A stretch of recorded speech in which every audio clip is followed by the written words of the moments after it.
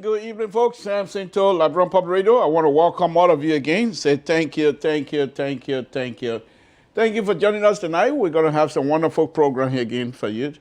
We're here to express ourselves, put our argument forward, and hopefully we're going to do our best to convince you to see it our way. But I bet you, many of you will say no, Mr. Toe, and that's what we like. I want you to disagree with me respectfully. I will disagree with you respectfully. But there are certain people you're going to disagree. You say, but you have to do it with respect. Thank you. Safety, folks. Again, Jesus, we want to thank you again this evening for bringing us together. Thank you, my Lord, for giving us the opportunity to be out here again. It's not that we're special, but your love has no boundary. Your mercy have no choice. You don't choose and pick and choose. My God, can you imagine if you were a man in charge of Samson's whole life? Oh, my goodness, what would have happened? But you say everybody under the same blanket. I will protect all of you because everyone is my kids. And I want to thank you. Thank you for your mercy. Thank you for your mercy. We continue to say thank you. Thank you, my Lord. What you continue to do in our life, we can only say publicly to praise you. Who are we to still be here? But still, you're keeping us here. And thank you. Thank you, my Lord. We know the disease, the vaccine is there, and we will do our best to continue to tell our brothers and sisters, if the vaccine come your way, take care. Take care. Take care, because it will protect you according to them. These are scientists. They make car, you drive the car. You're now questioning. They make water, they pour water in a pipe. You don't know where the water coming from. All you know, you open your tap, the water there, you drink it. You trust. It's the faith we have in you, Lord. And the same faith we have in you, my God, we're asking you to protect whatever vaccine that's going to come our way. Protect us as you've been doing. Lord Jesus, you know, especially our sister from the country of Liberia, our mothers, sisters, daughters, especially the backbone of our Liberian community. They continue to work, and they work hard.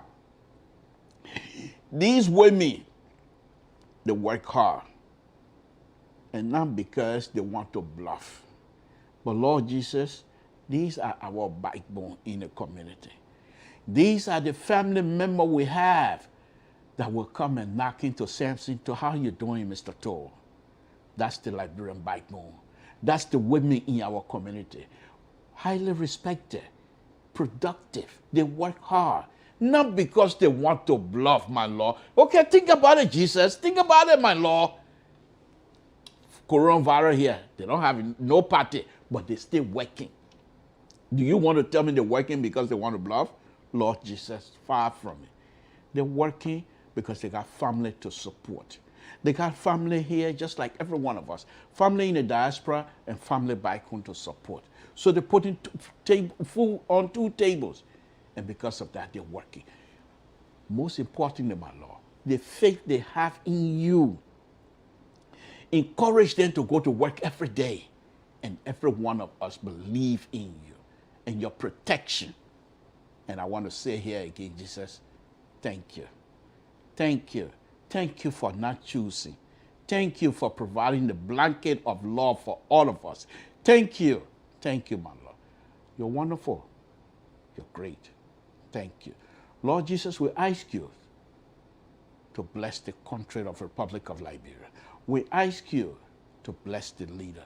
Give them wisdom to do what is good for our people. Lord, we ask you also to bless the host country of our Liberia diaspora community, that is the U.S. In Jesus' name we pray, amen. Thank you, thank you. Tonight's program, now this is thing that I enjoy doing.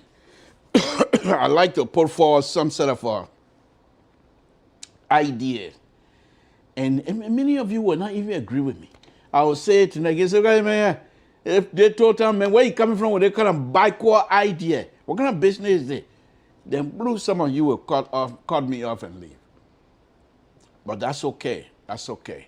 Because that's what we're going to do. And we allow that. We have the platform.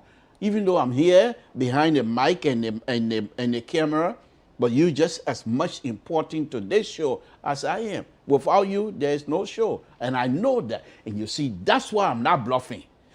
That's why I'm not begging the government to give me money so I can speak for them.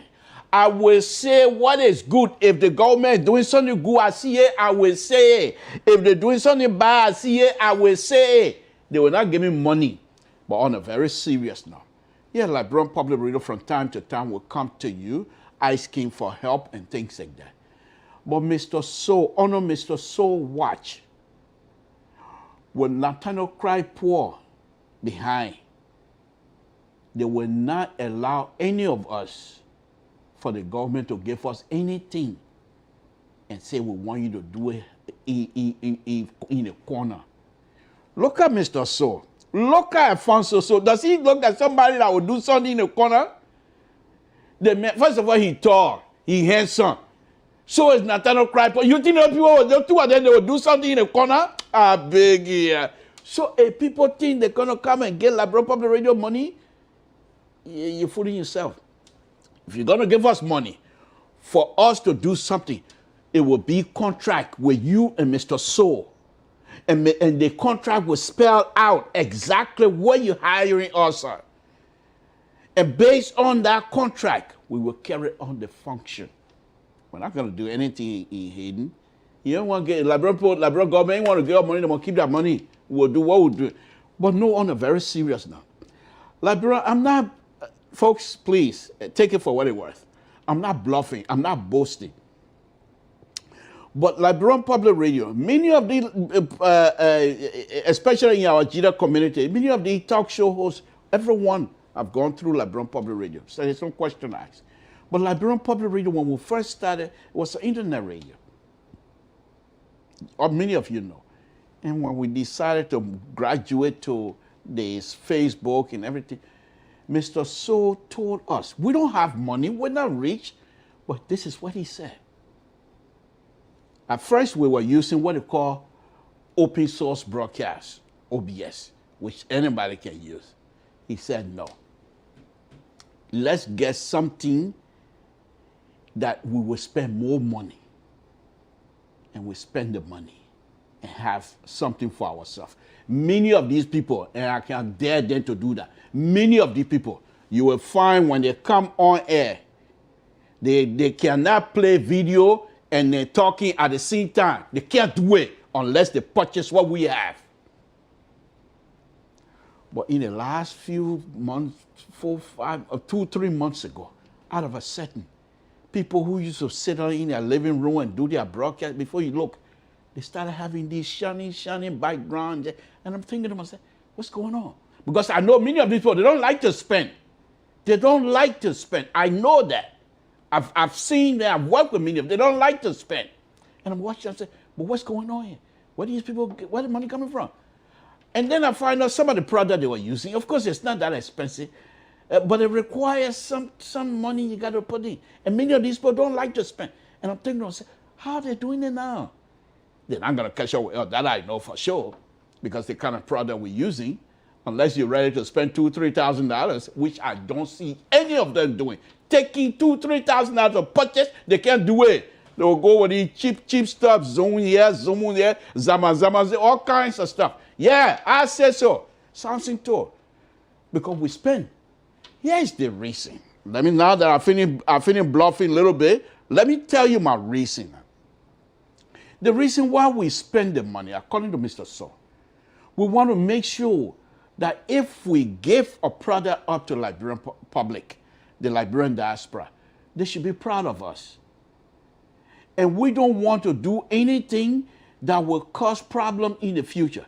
And let me just tell you, I know Mr. So probably most likely going to get upset with me now. When we first started, there were people that were with us that are no longer with us.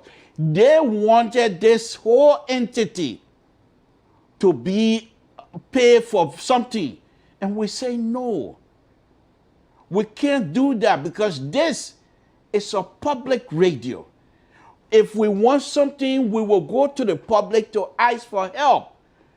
But you can't say because I'm bringing you as a guest, you're going to have to pay something. That's not what we want to do.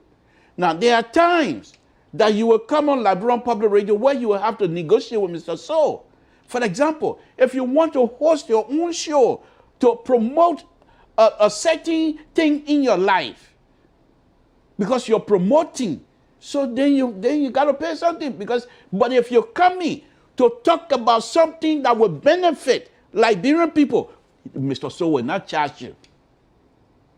Any of you, you call Mr. So, you say, I have something important I want to talk about that will affect my people. He will not charge you. But if you say you come in, you want to promote yourself, or you want to promote a product, then if Mr. So charge you that one part, then that is. But as long as Liberian Public Radio is under Mr. So, we're not going to bring people, guests on the show because they pay us. We're not going to talk about something that we know is not true because we're getting money. Ain't happening. And the Liberian Public Radio in Liberia also, Mike Don, young person. I'm not saying he don't care for money, but that's not his priority. He wants to make sure Liberian Public Radio gets to compete squarely. Now, if the Liberian public see what we're doing that is good, it's okay. Few people with businesses, they say we want to advertise on your show. We will welcome that. But what we're not willing to do, and what Mr. So has continued to tell us that we should not do, is to sacrifice truthfulness because of money. Forget it. That one will be broke. Okay. We will be broke. Each of us, we tax each person $25, $10, we'll do it. But we will not sacrifice just because of money, to make up story just because of money, to damage other people's character just because of money. We will not do so. And if I try it tonight, I bet you, I try to use some language that are not suitable. Mr. So will call me. What's going on? I'm older than all of them. But when it comes to the management of LPR, age has nothing to do with it. You misstep and try to put Liberian people interest Liberian interest below your own. Mr. So will question you. I thought I'd bring this up tonight. It's very important. It's very important. So when we come out here to talk about issue, the day you see me here as a liberal progressive, and most of my followers, progressive, tonight you miss the mark or we agree with you. That's okay. As long as I know that I'm doing it, that I'm being truthful. If I can come out here and start praising Dr. Weah, he's doing that. Many of you don't agree with me. That's okay. You can disagree with me, but at least you know where I stand. If Dr. Weah is doing something that is not good, I will say so. Because what? I don't depend on them to give me money. So once I get small thing from them, then there's certain thing I can't say. And the fact that I'm not getting money from them, I will be truthful. I will talk good when they're doing something good. Because remember, these are our leaders. We elected them. No, they elected them because I'm participating in that one. Okay? But they are my brothers and sisters. So I have to respect the rule. I just thought I'd put that out front. Now we'll clear that out. Yeah. You see what I'm talking about? Y'all go read the thing, Mr. Soldier Puzzle. Because he know I am part of Liberty Party, and the fact that I didn't call the opposition, he decided to remind me, not just the government, the opposition. Yeah, okay, Mr. Soul, you're right, the opposition. You see, but that's what we do. I said something, and he said, wait a minute. He said, government, why is he not calling opposition? Is it because he's Liberty Party member? Let me tell him right away. He decided to say it. That's who we are. We want to be genuine. And so when we come out here, not because you don't have anything to do, that you're watching us, or we don't have nothing to do but to do this kinds of stuff daily, we enjoy it. And so, but the most important thing, I don't care if we have, for me, I don't care if I have 2, 3 viewers. That's okay, as long as I'm being truthful. Because when I get from behind the mic and this camera, I want to make sure that I walk in, out of the studio with my mind clear. I don't have to worry about anything because every one of us has conscience. So you come over here because of money. You start cursing people because of money. You start damaging people's character because of money. Then what happens when you leave? I don't care what people say about other people. No, every one of us has conscience. And that's why most of the time, they worry. Hey, what I said the other day, I know that, but with me, I say it, and when I'm done, I'm dancing. because I know that I've done my best. And that's all we can do. And that's all you can ask of anybody. Any of you that are watching me, if anybody asks you, can you do your best? You say yes, and you do your best to the best of your ability. And God will always guide you. But when you start thinking, say, because you know how to talk, you know how to speak the English, and you know how to write, you start misusing that opportunity, that gift God gave you. Sooner or later, God can't sleep. Oh, this is Samson Tour. Let's start the show. I even start the show, yo. I love myself. Oh, let me give myself a hug. Ooh, Samson Tour. Yeah, begin. You good. Yeah. Man, Samson Tour, sit down, man. But anyway, welcome, folks, welcome. Let's introduce the show now that I put this stuff up.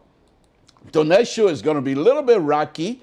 We're gonna attack this thing here from both sides. Folks, this is the President of the Republic of Liberia, Dr. Weah, duly elected, 61.5%. This is how it happened. He go like the Liberian person who died. He said, that me. They said, who are you? He said, that me, Dr. Weah. No, I don't tell you, I'm not Dr. They said, he said, who are you? They said, that me. He said, who are you? He said, that me, Ambassador Weah, Opon. They said, oh, Opon, what you want? He said, I want to be president. They say, you sure? They say, you can enter. He said, yeah. It's okay. Samson Tour and the rest of the opposition were here. They may not go. He can't leave. Your man not getting a position. Like Brown people said, this is a man we want. And they gave us this, Dr. Weah. And so, we said, thank you. But this is what the Liberian people told us. We gave you Dr. Weah based on election. 6 years from now, Mr. Tour, come back and talk to us. Interestingly, you see, when you are accepting good faith, good thing always happen. Interestingly, even though I was hurt because my party didn't win, I was crying, my party didn't win, I said, okay, but I accept the decision in good faith. Guess what? Since they came to power, since the inaugural day, because the way Dr. Weah approached the inaugural day, if they were to govern from that point like that, no opposition in Liberia for 25 years. But guess what? Because I accepted the Liberian people proposal in their election in good faith, Dr. Weah and his people, ever since after the inaugural, they started on false error. I got binder full of unforced error that I'm going to use against them. Binder full of error. I don't have to attack anybody. They all, every day, they're attacking themselves. And I will talk about somebody attacked just in the last 2-3 days. They themselves attacking themselves. I'm going to use it. I'm going to use it because that's a good attack. Because they themselves attacking themselves and say, Mr. Tour, here's the material you're going to need to attack us. Who am I to say no? I said, thank you. We appreciate it. And I will show you some of the attack again tonight. They continue to attack themselves over and over. They don't know when to stop. That's okay. Politics, 2023. And we will remind the Liberian people and even remind Dr. Weah and his people and say, this is what you did. So time, this particular day. They can't say no. These are public records. They're not going to say no. They say, I don't know about it. For example, and I'm going to go a little bit rough here, this just a few minutes rough. For example, I can come with Monuba Monu tape. You're going to tell me, say that Lekota, who will listen to you? I said, Monuba Monu, he is still alive. And Monuba Monu can attest to that by me playing his tape. I don't have to bring Monuba Monu on the witness stand. Your Honor, here is Monuba Monu. Mr. Monuba Monu, what did you say? I'm not going to do that. I will just go to the Liberian people and say, you're listening to this, you're listening to that. That's how we do it. But anyway, this is Dr. Weah. Until that time, we will obey Dr. Weah because he's our leader. He's our president.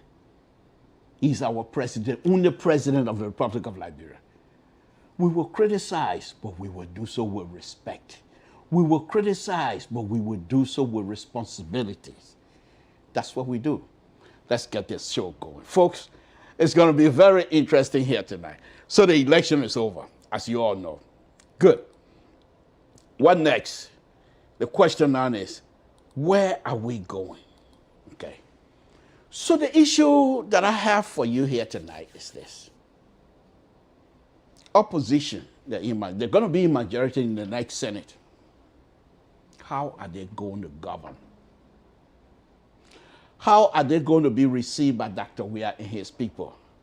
Interesting. I tell you all, if you are alive at this time, thank God. Because the political CC in Liberia, it's for Donald Trump out of the stage now, correct? Because Donald Trump in the last 4 years, politically, it used to be Super Bowl every day. Oh God, it's just wonderful to people like me. Political junkie like me. Liberal progressive. Oh God, it's just good to me. Thank you, my Lord. Thank you. Donald Trump out of sight now. Once you out of the White House, it's just a matter of time. It's just a matter of time. People will not pay attention to you. You know that. Okay. So Donald Trump is on the sideline. Dr. Weah and the Liberian people and the political season. Oh, look what the election give us. Look how the election give us. Give us bunch of opposition going to be in the Senate. The executive, they're going to be there. Well, maybe Dr. Weah will say, you know what? But I will address that. But I'm speculating at this point. So Dr. Weah going to say, you know what, folks? This thing here that Liberian people think, that's not my thing. I come with a thing from Cloudtown, from Gibraltar. The thing was a year before. My people, you don't meet and talk here. This is how we want to govern with the Senate. Now, you think if Dr. Weah were to come and say, approach these people from a respectful position, you think these people are going to say no? Folks, this is going to be, within the next 2-3 years, it's going to be very interesting. Dr. Weah only had Dallas Dillon alone, and my sister, Madam Lawrence, in the Senate. But my sister, she's a lady. She's not a firebrand, but she when she have a position, she stick to it, and she will speak her mind. But she's not somebody who is vocal to a point that, the hot talking again. No. But with Dallas Dillon alone at the time, with few people backing, but he was outspoken, vocal. Now, look who's coming to town. Oh! CDC, we are the giant. CDC, we are the giant. What kind of giant? Combi eater. No, Samson, other folks, I'm just playing. We are the massive, we can't get tired. CDC, we are the massive, we can't get tired. Now we'll see how massive you are. CDC, now we're going to see how much control you have over the country. CDC, this is your choice. This election, 2023, is yours to lose. No question asked. So I know, Dr. Weah, the opposition are in the Senate. How are you going to greet them? How are you going to, I hope they begin here, he will do something good. When Dr. Weah used to play, when you watch his dribbling skill, he doesn't. There are certain people that dribble with power, force. People like Santa Maria, when he dribbling you, he want to make sure you on the ground because he uses the entire body, elbow, everything. There's another guy that used to be called Brooks, Elisha Brooks or something. But this guy, he put his hand like this and put his elbow on your ribs. That's how he dribble. But people like Mama Musa, people like Dr. Weah, When they dribble, they want to Waka Heron. When they dribble, they want to make sure you don't touch them. You know, they have another one, my own cousin, they used to the bodywear, James Carroll. Because James Carroll, for me, he is scared, but he was a good player. So as a result, when he dribble you, he doesn't want you to touch him. So he makes sure he dribble cleanly. And this is what Dr. Weah used to do to the white boys in Europe. When he dribble, you can see that he doesn't want to be touched. And he's not dribbling, pushing people aside, you know, using his weight. No. But he dribble and he's good. And if this becomes serious and take this thing here, and go back to himself and say, I'm going to apply that knowledge, the knowledge that I learned on the football field, I'm going to apply in this type of situation. We'll see. Here's where I'm going to go with this thing here tonight. First, let me start with the government. I'm on here most of the time, and I will tell you guys that Dr. Weah is in a bubble. People say, oh, Mr. Toh, you always say that. The man is a grown man. Why would he allow himself to be in a bubble? To be in a bubble, you don't have to be a child. You can be in a bubble by people around you making you to believe that what they're saying is truth. For example, and this I will call his name. Look at Eugene Falcon. Look at the kind of thing Eugene Falcon will write. As though he's still in campaign more. As far as I'm concerned, Eugene Falcon is stuck in the 2017 campaign. He's not getting out of there. But he's serving as a deputy minister of information.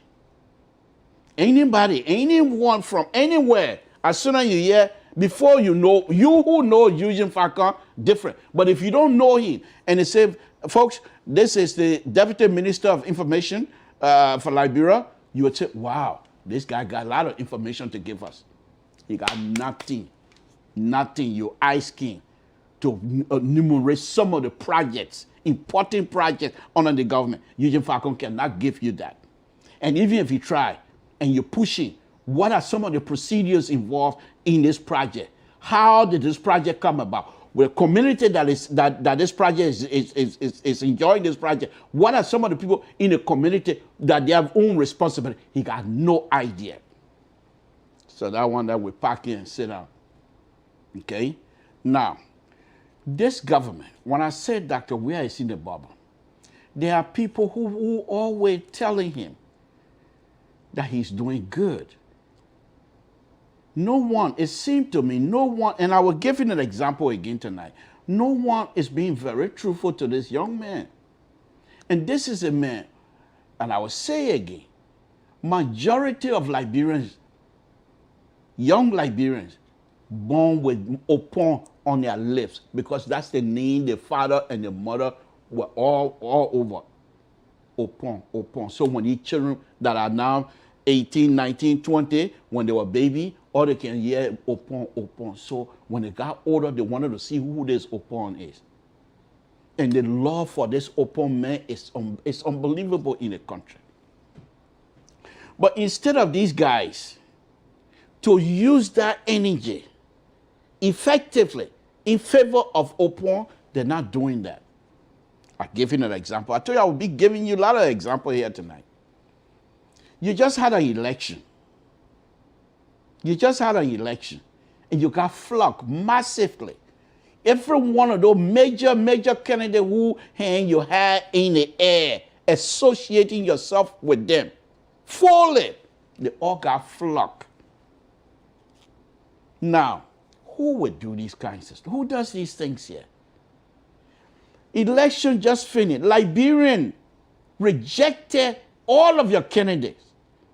What is reason? Most of the candidates that were rejected, they have not put forward any kinds of proposal or any kinds of policy to say, okay, we're judging these candidates based on the policy they have put forward. So maybe I don't like his policy, and so I don't want it. No. They rejected the candidate, my opinion. They rejected the candidate solely based on you and your policy. Nothing else. Dallas Dillon whoop you guys with over 200,000. And what I'm about to say is very painful. It's very painful. But those of us that were born in the countryside believe in some sort of a spiritual redemption. Dallas Dillon won over more than 200,000 votes. Think about it. How many Liberians died in the war? 200 plus. That's it. You see where I'm going with this thing? I'm not saying the dead came and voted for Dallas Dillon. But Liberians died because of politics. Liberians died because of the political activities in the country were not in good faith, in good standing with the Liberian people. And many people died. But look, in 1 year, this young man came and said, this is what I'm going to do. And this is just Maserati. This is what I'm going to do. And he did those things. And he had over 200 votes. The highest vote getter in the entire country, in the history of Liberia. I'm not talking about Tubman, where Samson told them use a vote 10, 15, 16 times. I'm not talking about it. I mean, one man, one vote. One man, one vote. Not even Backup Mafia can stand that.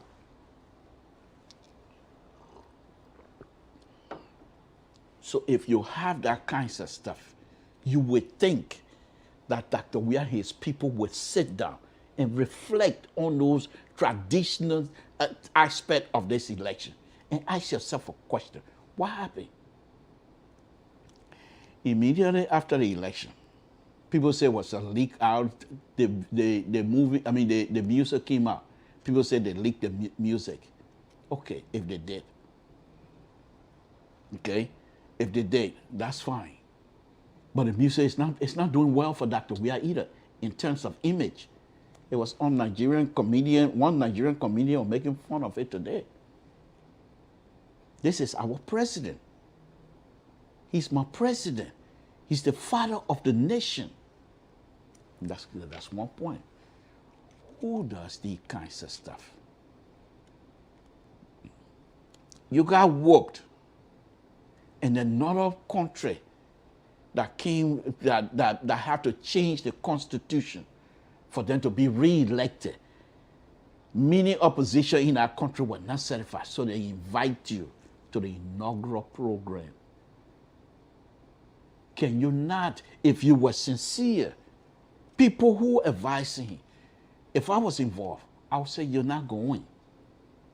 Let the Liberian people feel that you get their message. You will not go to the inaugural program. They know you're a friend with them. But you will explain to them, I just had an election. If I go over there right now, it doesn't look good for me. So you stay in Monrovia and let you see, the people, like I said, they don't know exactly when to make people look good. Executive Marshal Press, Eugene Falcon, then go on air. Or Dr. Weah was invited for the inaugural program, but he can't leave. Look at the kind of massive defeat we just received. So why would he want to leave now? You turn that thing into political stuff for people to know that you care. But they're advising, or you can leave because if they themselves were concerned about themselves. They were not concerned about Dr. Weah. Hey, I feel bad for this young man. And the way people are treating him, God is in heaven. God will always be with him. I know that. But the way, the kind of treatment he's getting from these people, first of all, they don't have no respect for him. These people that are advising the president, they have no respect for him. They're only there for themselves. Why will you tell the president, advise the president, or agree with the president for him to travel outside of Monrovia when he just got defeated? Can you not sit back and say, oh yeah, let the Liberian people say, yeah. The people will get a message.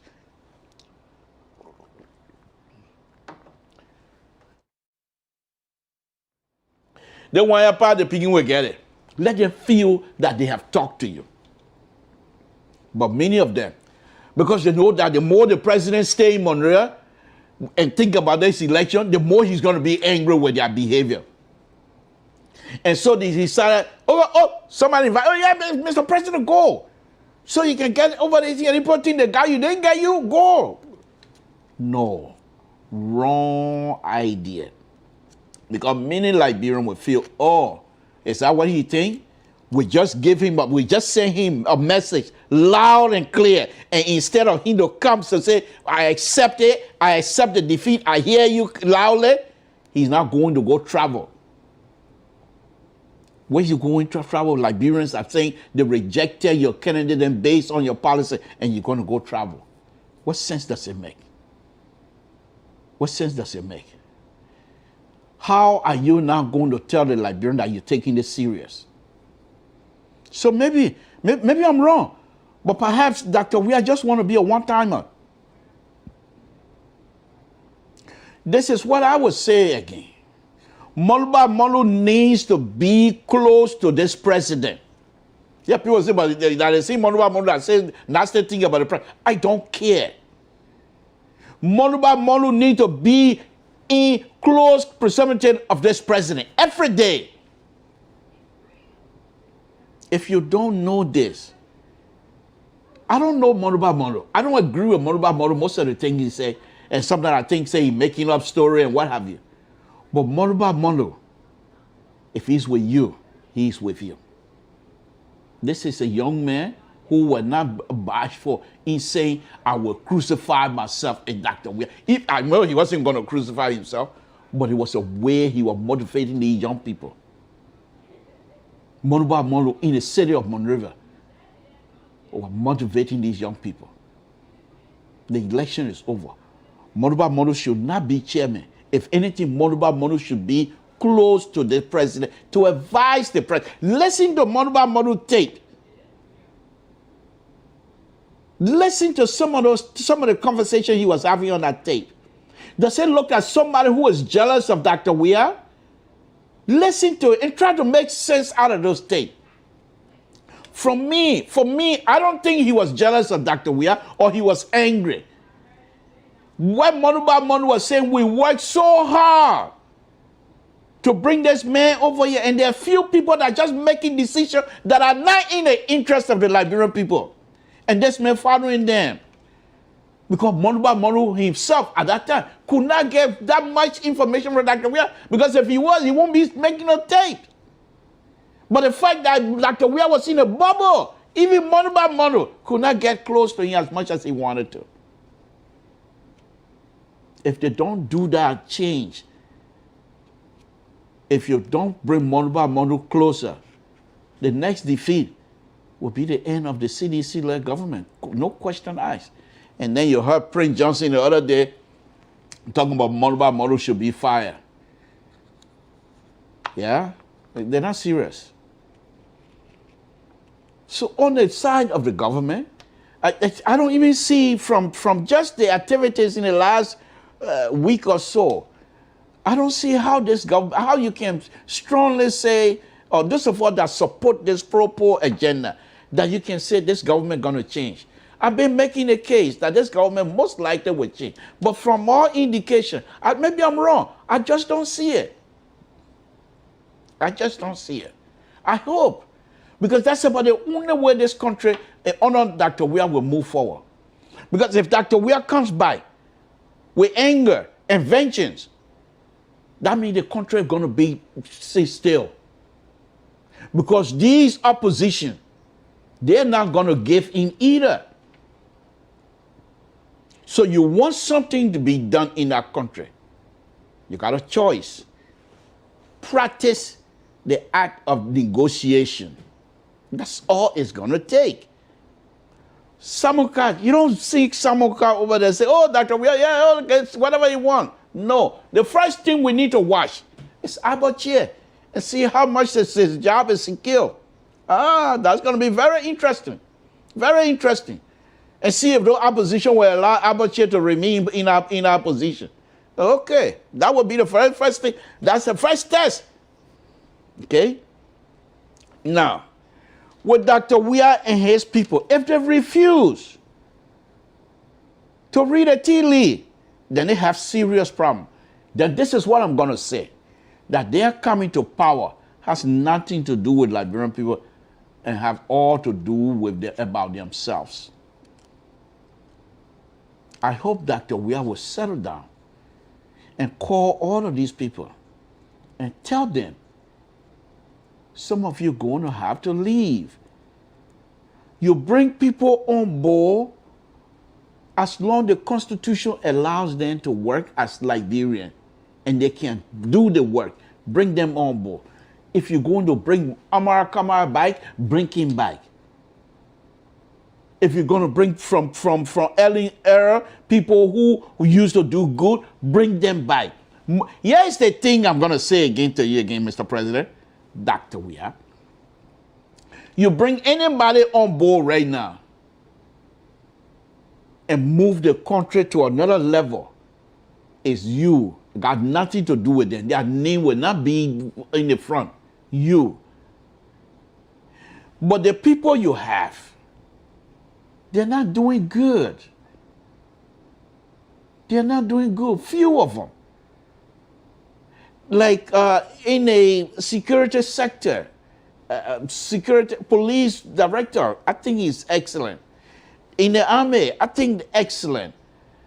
Okay, the other apparatus, security apparatus, I think they're excellent. They're doing good. But the financial stability in the country is not there, Mr. President. It's not there. I've been speaking with few people in Liberia. Do you guys get paid? People in high position. And sometimes.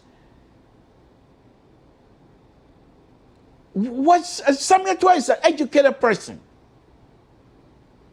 But if you can't make it be sincere with everybody, this one is heavy. Or you bring some of these people from early era. Let them help you move this country. But you got no other choice now. Either you stay in our hole and don't move, or you negotiate with a hardliner opposition that will be hardliner, and you will have to negotiate with them, and then you move the country forward. Let's go on to the opposition. Folks, Samson told Liberian Public Radio. Okay. Samson told Liberian Public Radio. Yeah, my buddy is here. Thank you. Thank you, Mr. President. Blaku is on again tonight. But anyway, let's go. Let's look at the opposition. Folks, let me just tell you from straight out. A member of Liberty Party USA. They didn't fire me here. Mr. Page, they don't want my membership anymore. They will tell me, Mr. Toh, you're not a member. Why you keep saying you're a member of Liberty Party? I've been saying that I'm a member of Liberty Party USA for a very long time. And nobody have called me and said, don't associate yourself with us. So I'm still a member of Liberty Party. So, in extension, opposition, opposition, as opposition, an opposition, whatever name you want to give me, I'm ready. But I'm on the other side. So I just want to let you know. But let's talk about the opposition on a very serious note. The opposition, these people that just won this election, Liberian people, you're wicked in a good way. Politically, you see when people say, oh, look at these stupid people. They elected Joy Weah. He ain't know nothing. They elected you people suffer. Liberian people have just, once again, redeemed themselves. Redeem themselves. They are not stupid. The electorates of Liberia, if you approach them as being stupid, you're fooling yourself, you're hurting yourself. You got to approach those people with sense. And if you approach them with good ideas, they will reward you. So these are the same people that elected Dr. Weah and the CDC-led government last time. Look what they did to them. So, but here's the interesting thing from this election. To be honest with you, it's very interesting. And let me say again, those of us that consider ourselves political junkie, this is Liberia. Like I said, God is just good to us. Donald Trump out of the stage, Dr. Weah, Liberian politics on stage. So for me, in this kinds of business, and then with a platform, I will be perusing the Facebook every day. All the news, I'll be reading here and there every day. It's a good time to be alive. Thank you, Jesus. But anyway, so this election has given insight to the Liberian politics. And those of you that truly enjoy politics, if you approach this with an open mind, you will enjoy it. But if you come to this thing with a preconceived notion that these people are stupid, they don't know what they're doing, you're not going to enjoy it. You'll suffer. Here's what I'm talking about. The opposition that won this position, there were what, 14 of them, 14 senatorial seats that went up recently, right? I think 14. Only 3 were retained. The rest are all new people. Okay. So, the opposition, they're in majority. But this is the interesting thing. The economy of the country is not doing good. You were elected, and you're gonna obey, you're gonna respect the Constitution. The executive has the power to deal with the everyday activities of the Liberian people, including the economy. The Senate and the legislature, your job is to advise and consent. That's going to be interesting. Now, if these people come to this position, the opposition, to be honest with you, if the opposition come to this position, and instead of coming to advise and truly advising and say, okay, we're going to advise, but we'll do it with the interest of the Liberian people. If they come in and say they want to pay by, because CDC been doing by, the whole time been costing them thing, that time to pay by, you will be exposed as an opposition, big time and quickly. And like I said, and I will say it again, the young Liberians, they are not something told them. Oh, something told them those days. They used to wait until you have a meeting before they can express themselves. The children, you do anything wrong in Liberia, by the next day, Facebook get your knee and everything else. So they're not waiting for EULA. They're not waiting for this section organization. And so, they know who you are. You now standing in the Senate. The economy of the country is not going well. Your job is to advise and consent, check and balance. Are you going to be opposing every little thing Dr. Weah brings in because he's not submitting himself to you as a human being? You will be on the wrong side. Are you going to oppose stuff because it's not in the interest of your county, but it's in the interest of the entire country? How do you deal with it? It's going to be interesting. Like I said, if you're a political junkie, Donald Trump is out. Joe Biden not going to give us drama. Joe Biden, drama, no drama. Joe, no drama. So we're not going to get drama with American politics this few times. And Donald Trump going to go away. But Dr. Weah and the Liberian politics, drama every day. It's going to be interesting. Now, we all have a choice as Liberians, to be honest with you. All of us, whether you're here in the diaspora or you're back home, we all have a choice. We can approach this thing and say, let's work together. Let's work together and move this country forward. And this has nothing to do with CDC or opposition. If Dr. Weah brings a policy that is in the interest of the Liberian people, it must be scrutinized effectively and fairly. If you do that, you will lay yourself a foundation for the future. If you go into this position and say, 9 years too long, I'll do whatever I want to do. Dr. Weah bringing any kind of agreement, concession, or something. As long as you give me something, I will do it at 9 years. By the time 9 years finish, I will get what I want and I can leave. then what happened to the young people that were in the street for you? How dishonest that's going to be. But I don't see it with these people. I don't see it. So as long as you have people like Dallas Dillon in there, and he's very serious to negotiate honestly.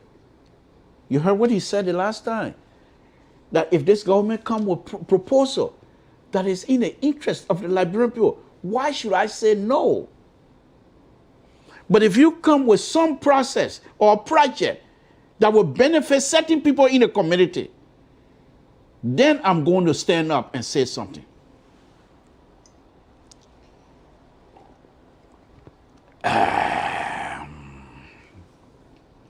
Okay? So these are the kinds of stuff, as a political junkie, I'm giving you a platform this evening to mark down and watch. Former Senator, I think his name is Groupie from Nimba County, he got defeated. But this is what he said. And I thought that was very interesting. Now Honorable Groupie will do us and us a favor. If he will come and use that status as a former senator and set up some sort of a network and try to promote the idea that he was expressing during his defeat, concession, whatever you want to call it. This is what he said. He said, our people are unable to distinguish between private investment and public investment. Our people unable, and I'm paraphrasing, please don't say you're quoting. Our people are unable to distinguish between private investment and that of the government or public investment. His thing is, people, the fact that he was involved in bringing public development in a county, they were not looking at it from that perspective. According to him, they would rather look at the private investment. And we have this all over the country. Many of these senators that was running, that got defeated, to be honest with you, were projecting themselves to be humanitarian. I did this, I did that. Private investment. You paying people scholarship, private investment. You bearing something to Ma and Pa, private investment. You buying baby bathtub, private investment. You're supposed to be with your group of senator or representative and bring a craft of bill that will benefit the entire country. Because if you go and become a private investor and claim that to be something that you can to run campaign on, you're deceiving all of us, especially the young people. Because you're playing God. You're paying few people scholarship in a county that has population more than 40,000 or so. You cannot pay 40,000 young people scholarship. And the few people scholarship you pay, you cannot sustain that. It's impossible. You're a human being like any other person. But they do the private investment, and then they go and blow their horn. I did this, I did that. So Mr. Groupie was saying, our people are unable to distinguish between private investment to that of public investment. Yes, another thing the private investor will do for the community, and they don't see it. It's going to take people to educate our young people. And in the process, you're going to meet up with a big resistance. Because you have some young people who can talk real well. They speak the good English. And they have commanding lead of the English language. And they also have followers. So all the and you guys just seen recently the people fighting among themselves about money business. So all the representative or people have to do private investor, all they have to give the young people some money, and then they start saying things that they think is good to try to convince people not to look at them as private investor. Okay? So they go and build a university. I'm not going to hide it. Look at Thomas Fowler. Look at even Prince Johnson. Until these people turn the keys of the university to the Liberian government. These are private investment. But people were talking about the Thomas Fowler Bill University. Of course. Can I go there free? If the Liberian government says education the system is free in Liberia, can I go to Thomas Fowler University free? I don't think so. That's a private investment. But he brought it in and injected it into the campaign. And you have people who are believing that Thomas Fowler is developmentally capable. I'm not saying that he wasn't. But you have to be able to separate. And that is what our people are unable to do. Okay. So, folks, these are in the next 2-3 years. It's going to be interesting. Now, let me tell you what I would do, Samson told, here in Sacramento. Oh, by the way, I just delivered my project 2-3 days ago. I was supposed to talk about it yesterday, but tomorrow I will take the entire time. I'm not going to talk politics. Tomorrow I'm out of politics. I'll be talking engineering and road work. And don't come on my show talking about, say, I want job. I got 11-year-old son here. I can't go to Liberia with my 11-year-old son. Well, I'm going to Liberia right now for. I started with not going to Liberia when my wife was just there. He said, every time the people call you, he said, my son 2-year-old. You started eating when the man was 2. So don't come here and say something to looking for a job. Please, I'm not. But so, do I care if the person can't wait there? I'll say no. I beg you. For me to help people in Liberia, I will say no. I beg you. But that's not the point. Anyhow, tomorrow, my show is all going to be engineering, roadway construction, roadway design, and everything. What I did on my project and how I was able to put it together. Somebody from Totan that don't know anything. He even finished high school. It took him 15 years to take a GED. But let's go. But let's get back to the main topic, folks.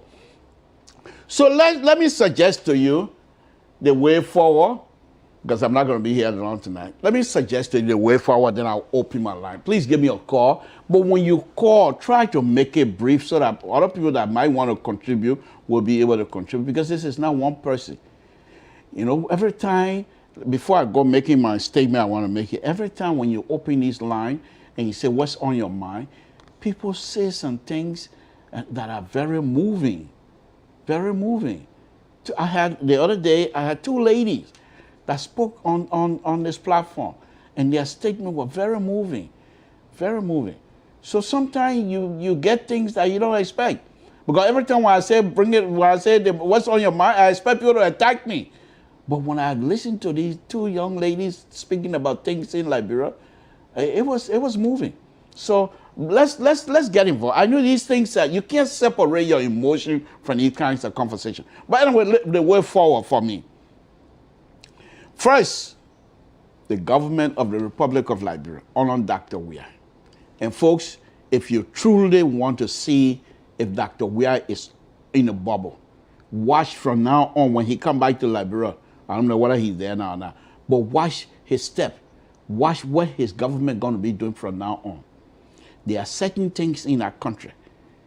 If the government wants to do something to meet these people halfway and work with them, Samuel 12, I don't care friend or not, he must leave. All of the people that are on the economic team must be examined. And if you're not producing, you can't stay. Samuel 12 is a friend to the president. That's understandable. Let Samuel 12 be an economic advisor. He shouldn't be the face of the Liberian economy. Nathaniel Mangiel. Everybody been complaining about him. I don't know him. He and I have not had any kind of interaction for me to say, oh, he did this, he did that. No. But from the time during the inaugural, when I was in Liberia, every sedition that was there for the party, everyone that I talked to, and I talked to many of them, because we used to get up to places and think that, everybody, you want jobs, you got to go to Nathaniel. I'm not too sure if those are facts, But if you want judge, you got to go get something to McGill. From the night of the inaugural, people been saying these things. So McGill, why is it need that much? Why is it that before you see the president, McGill have to say yes or no? Which is okay. But when it gets to the point like you're blocking people from actually seeing the president or expressing their view, then it's bad. Another person, for me, Jefferson Kochi. Jefferson Kochi should not even wait. And I'm going to say this again. He's very young and smart, intelligent.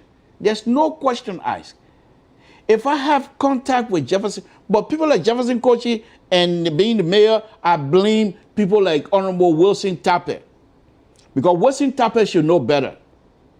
Wilson Tappet used to be my professor at GW Gibson. He loved to teach young people. He knows better. He should have been the one pushing Jefferson Kochi out of Monrovia into one of the universities. Train himself, educate himself, and come back to Liberia and take the leadership of CDC, because it will be people like Jefferson Kochi. When people like Dr. Weah and the rest of it leave the stage, you will expect people like Jefferson Kochi to be the leader. And you stay in Monrovia. You pull all the adjectives together and put it down. Then it says Sao, that you will face Costa. 4 or 5 adjectives together, and then the people say Sao, that you will face Costa, that you will face Henry Costa. He will eat your lunch. You go have a debate with Henry Costa, Jefferson Kochi. Henry Costa will eat your lunch. You and Henry Costa, you're not that far apart in terms of age.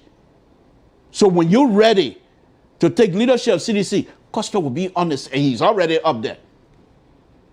So Jefferson Kochi must leave. Go and train yourself. Come back to Monrovia and see how much you will appreciate the CDC and even the government of the Republic of Liberia. You know, this is one thing. And let me just point this out. Amar Kone, when he left from here the first time during the election, 2005, he's an IT person. So he went home and was doing IT with Madam Salim and whatever. After they won the election, they gave him a position. But then he started thinking, I want to go back to school. So Madam Salim sent him to Howard, I think Howard, or some kind of JFK Kennedy school of something. He was there, guys, 2 masters. He went back. And when he became Minister of Finance, you can't make it up with him, because first of all, he's smart already. And then with a degree, training himself, and went back. He was still young, but they were able to put him in a position where he was able to move the country economy forward. Jefferson Kochi can do the same thing. You like to be in a position to develop the city. That's good. You already tasted that. You go and train yourself how to manage city. What does it take to manage places like Monrovia? But you sit down there behind our big decks, the time will come. And if you're not prepared, all the other George Lobo then, they're coming. The young people coming. Do you think they will wait for you? You will sit down there. I'm telling you, Jefferson Kochi, this is, for me, that's out of love. You leave that mayor position, let's give it back to Mayor Brown. Come and steady. Come here. You're young. Your brain is still there. Come here and steady. You come from Monrovia, you tell Dr. Weah, I want to go study. You're not going to come here and live like Sanson or they were living when they were going to college. You'll be living in a dormitory. Government of Liberia will pay. You stay here 2-3 years. You got your master's degree. You want to do another one, you do it again. You go back to Monrovia because your eyes will be open. What you can do, what it takes to move that city, you will understand it clearly. But you sit down there. Yeah, let's enjoy ourselves. Let's enjoy ourselves. So I'm just giving it to you guys as it is. So let's go back the way forward. Those people that are not managing the affair of the country effectively, they must leave. They must leave. If they don't want to leave on their own, Dr. We are going to have to put them on the backbone. And then you go and find people. Yeah. I wish I were close to Dr. Weir. I would tell him, go to the opposition and tell them to give you list of people that can work in the government. Some of the lists, some of the names they will give you on the lips are corrupt. And you bring those, they will be corrupt. Fine. You bring them in and they will show themselves. And you publicize it. I got these people's name from the opposition leadership. Look what they're doing. You think like people they will let you go free? They will thank you. And those that from the opposition that will do well, you keep them. They're moving the country forward. They're not doing it just because of you. But when something good happens, they are name Gwen. When nothing good happens, that you bad name Gwen. Dr. Weir. I mean again, that sounds into. Okay. Let's go to the opposition. Way forward. The opposition, when you guys come in and take the position, put Liberia first. The young, the 18, 19, 20 years that voted for you, 9 years, some of them will be 30, 31, 30, something. They stay there. They're still young. They will not forget. And many of you, once you taste the politics, it's in you. You can't come in and say, I want out. And then you will be embarrassed because your record will show. So the way I look at it from an opposition position, perspective, you guys need to put yourself together and come up with a blueprint. What exactly you want from this government, the executive? What are some of the things that you will say yes to, and what are some you will say no to? And what are some things that you guys will be willing to compromise? Let me give you an example. Lofa County think that they want to compromise on. Moserado County might not want to compromise. So even within among yourself, you will have to compromise on certain positions before you present yourself as a unit. And being unit does not mean you shouldn't care for your county. If something is happening that is good for the country, but it's not good for you, speak. Let your people from the county know that you are against it. But as always, majority rule. But let your voice be heard. That you don't like this thing because it's going to affect your people. Don't forget where you're coming from. Don't forget where you're coming from. Because are they seeing all people that can use the snuff that you've condemned today? Those are the same people that put you power. When they put you power, they were using snuff. When they put you in power, there's somebody that never used a teba. Now you're going to say you don't want to associate yourself with them because you're educated. You do that. God is there. It's watching. Folks, this is Samson Toll, LeBron Public Radio. Umo guy GD. I got no GD, but anyway. Let me go ahead and open the line, folks, and let me just say this: tomorrow's show, pretty much, you don't have to. If you don't like engineering, don't come, because tomorrow I'm going to go deep into engineering. And the engineering process that I'm going to be going through tomorrow will be about a project, how the project starts, what are some of the things that are involved in getting the project together, from a designer perspective. From a designer perspective, as a designer, what are some of the things that I was thinking when I was talking about the project? What are some of the safety aspects on this role that I put together? So. No, I'm ready here, come in. I'm ready here. So anyhow, let me go ahead and put a number up, and please give me. Oh, before I do that, let me play this the two twins video that I always play. Let me play that video here, folks. It's not going to be long, but it's just a little bit. Let's listen to these two young girls. They're just like our daughters, but they're good. The only thing they don't have this video, they didn't make this video with the music, like a video music, something like that.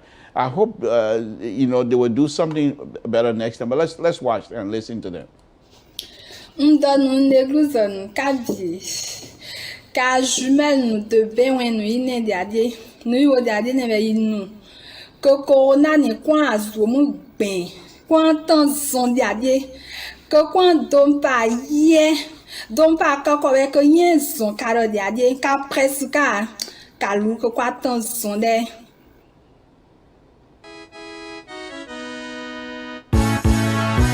ouais ça peut mettre avec la jumelle de Bawa en featuring toujours Ricky.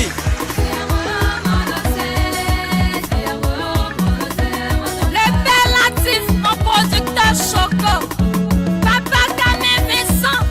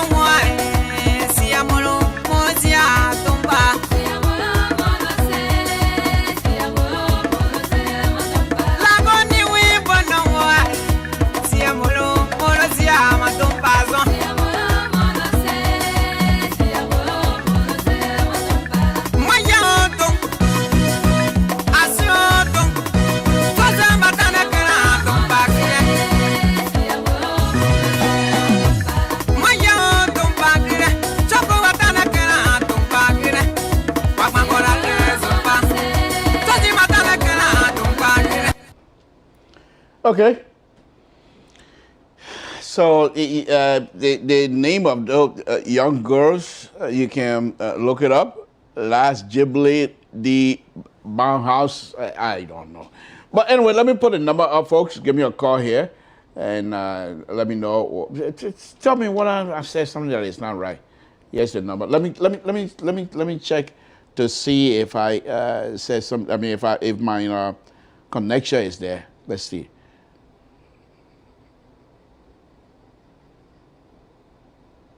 Oh wow. Oh, okay. I'll put it on. Okay. All right. So let's see here. Let's see. Samson told LeBron Public. Let me see. Oh, it's not. Okay. All right. So let's connect it and give me a call. Samson told LeBron Public.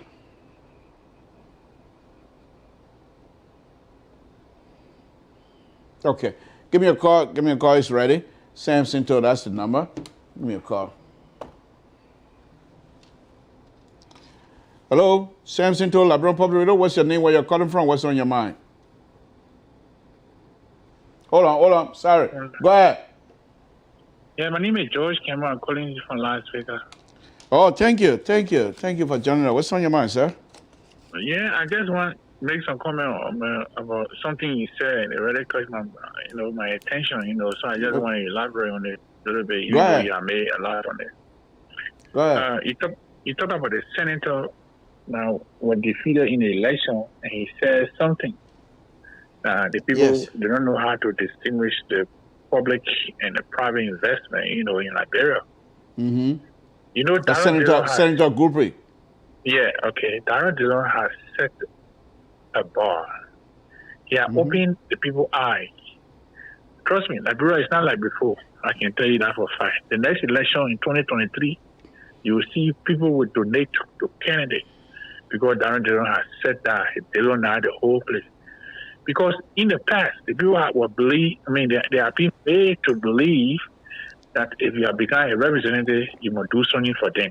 Oh, what the man had done for me. They're not even thinking about the country. When they say, even at the county, they're not thinking about it. When I see the man not do nothing for me, they're not thinking about the job. And what made them to believe that? Because the people in power, they have made it their business. Instead of them do their work, that is to make law, oversight, and representation, instead of them do that, they become public work minister, they become health minister, looking for things to do so that, the people can look at them to say, yeah, they did this. Yeah. Instead of them check and balance the government official who's the money that is supposed to do some project in the area. If anything wrong with it, they call them the board, no. They wanted the glory. So this new era, like you were saying, Liberia will not be the same because the people will know the difference and what they're supposed to do because the education will be there. That Dillon has started already. You saw a campaign. The last day of the campaign last Sunday, people collecting money on the street. They say, we want money, but we won't give you money. And the how Liberia, the how we are. We're quick to flow with the flow. When somebody comes with some kind of a new idea, and Liberia was quick to catch it. The people dressing now in Liberia, they call the popo suit, and everybody dressed with tall time. Our day, we wore the high suit. So in short, not like you talk about the opposition, the president should call people on the ground to, I don't know, President, what he can listen, but there are a whole lot of things that he can do for the 3 years that left. Like he can able to bounce back, he can do. But if you don't, then of course it will be the same thing like wasting water on a door back. Mm-hmm. That's all I have on my mind, Mr. Joe. Thank you. That's a wonderful contribution. Thank you, my brother. Appreciate it. Yeah, thank you too.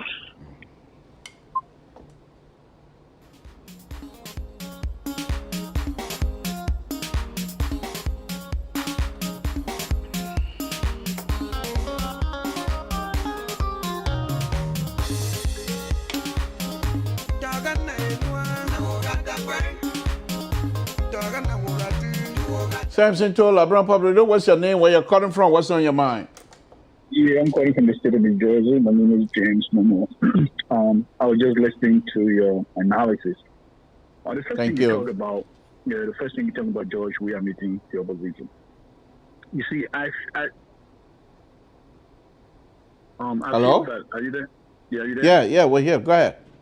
Okay, I feel that would be very, very impossible because the tendency of the CDC is that they consider the opposition against the people that are against the state. And if George Weah is smart, as you stated, striking the balance with the opposition would be a very good thing to start with. But whether you're going to be able to do it or not, that's a $100,000 question. Another thing is George Weah has embedded himself this tribal link. When you look at the George Weah government, they are all cool people, and most of these guys are not even competent. And like he was, trying to bring in real people to work. That's the bubble he finds himself in. Another thing is, where George Weah really aired was just this building of homes. You just started building everywhere in less than a year. And the thing is, the Liberian people are not stupid. You are building these homes, people are suffering, the economy is in the drain, and you're just building homes. So, and I think the election of Darius DeLeon and coming back to, enormous the opposition, was just a signal to George Weah that, he's losing the popularity he had before, and his government is not just doing right, And so, but I think, again, wise men changes, and I just hope that you'll be able to understand that, hey, things are not going right. He needs to bring in the right people on board to serve the country. Liberia is not a football team, okay? Liberia is not a football team where you bring friends. Whether your team wins or not, people don't really care. This is a country. George Weah is talking about almost 5 million lives, and this is where the country is. Now, just to conclude, you talk about the city mayor. All right, this is a young guy. You should try to come, like you were saying, you should try to come to the states that we all did. Try to, go to school, because Liberia is not going to be like that before, forever. This is a new generation of Liberians. I'm one of those. That we have to go back to Liberia and make my contribution because of what I learned. Okay, so if he stays there and continue to waste his time, I think he's wasting the time. He can get on a government scholarship, come to the States or go to London and try to learn something to prepare himself to go back and make his contribution. But George Weah is in a bubble, like you stated, with a number of opposition that are now in the Senate and legislative branch of government. I mean, he needs to learn how to strike a balance, And again, George Weah should be able to tell, 10 people loose who are not really doing well. They talk about the Minister of Finance. Some into is not doing well. The economy is bad. And it's very, very bad. And people are complaining every day. People are suffering. So that's just my contribution I wanted to make to your show. Thank you. Thank you, my brother. We appreciate it. Thank you very much. We appreciate it. This is Samson Toll, Liberian Public Radio. Give me a call and let's have a conversation.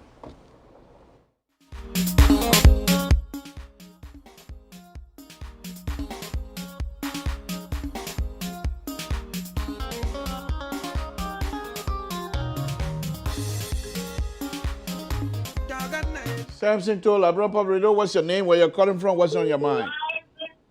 Yeah, Loli, how you doing? Not bad. How you doing? Yeah, I'm fine. Thank you very much. I really enjoyed the show today.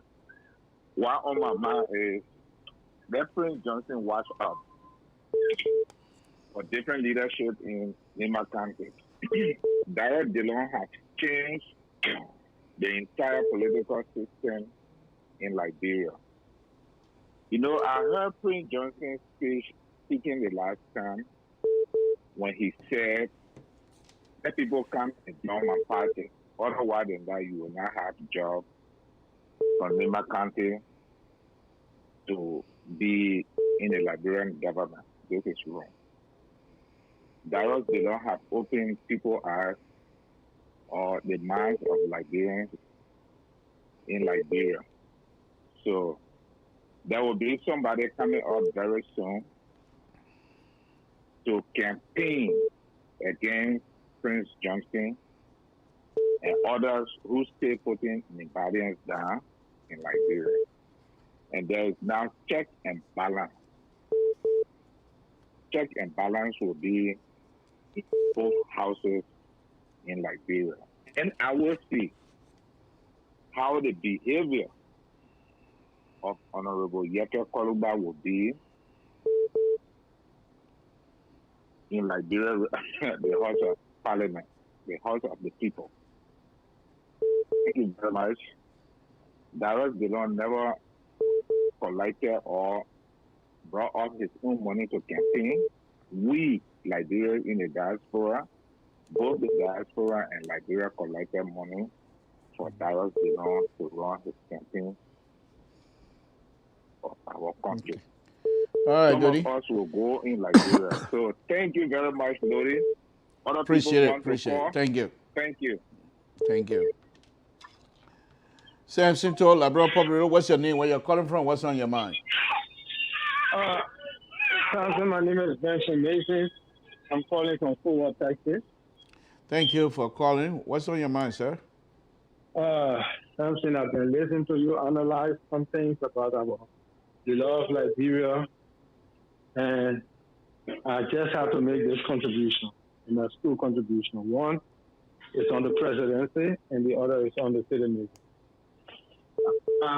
It is very, very for somebody, for the leader, to make a rapid, drastic change when his major problem he has is his major lieutenant. And that's the problem our President George Weah got.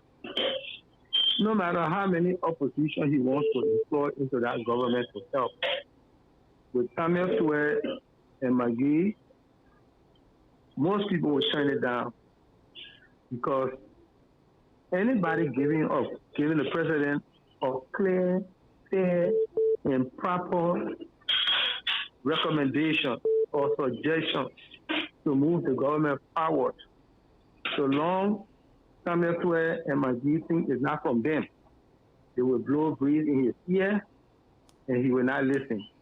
So opposition will find it difficult to work in that government, no matter how much they want to help. They will find it difficult. So the first thing the president has to do is to divorce Samuel Tuer and McGee. That's the first task he got to do.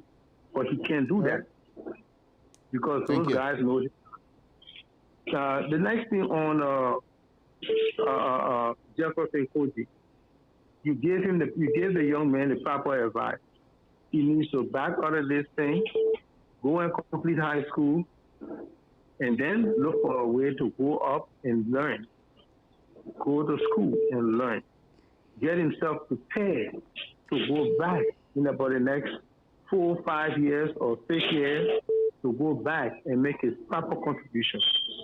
But with money in his hand right now, seeing the use of the kind of money he got, I don't think he would take that advice. So our problem is CDC needs to wake up. Thank you. Thank you very much. Okay. Again, folks, if you call and I'm not picking up, that means somebody is on the line.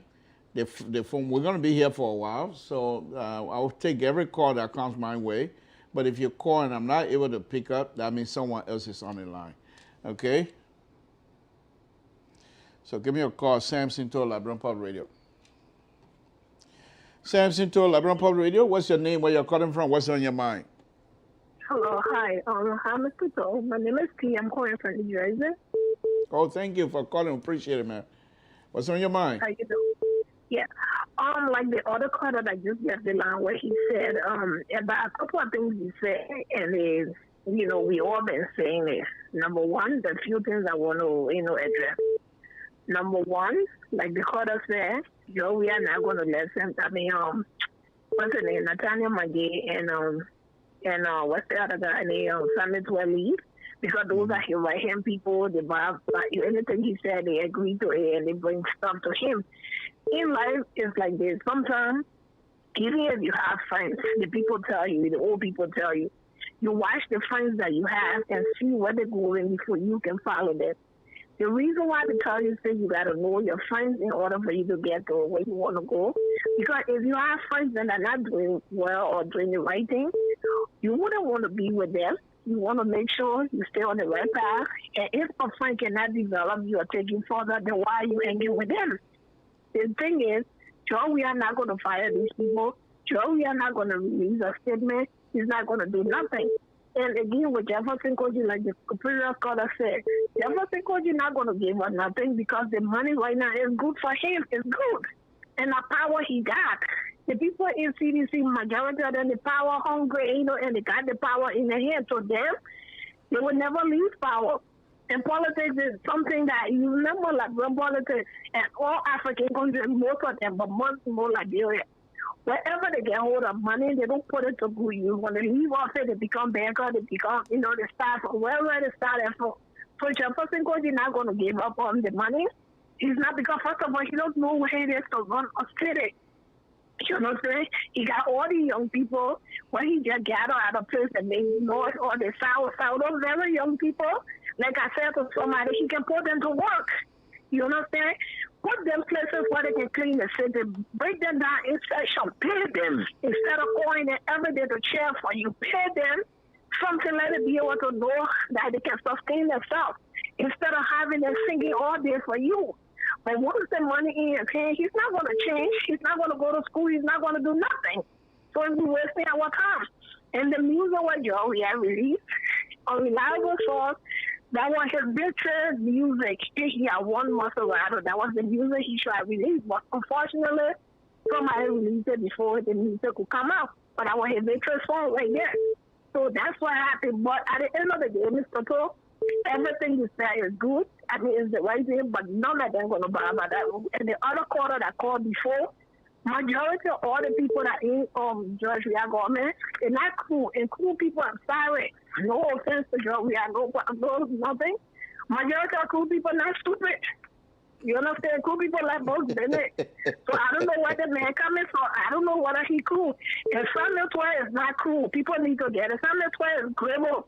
Y'all check it up. He's not a cool man. He's Gribble man. He's not cool. His name not Twain that cool. It's just the T silent, but his Twain mean that cool and Gribble, but he's Gribble. He's not cool. So people need to check that one. I say it. So cool people not stupid. I don't know where we get them on from, but we pray that he gets some sense, but he's not going to change. So that's my contribution to the show. Thank you. Thank you. We appreciate it. Okay. All right.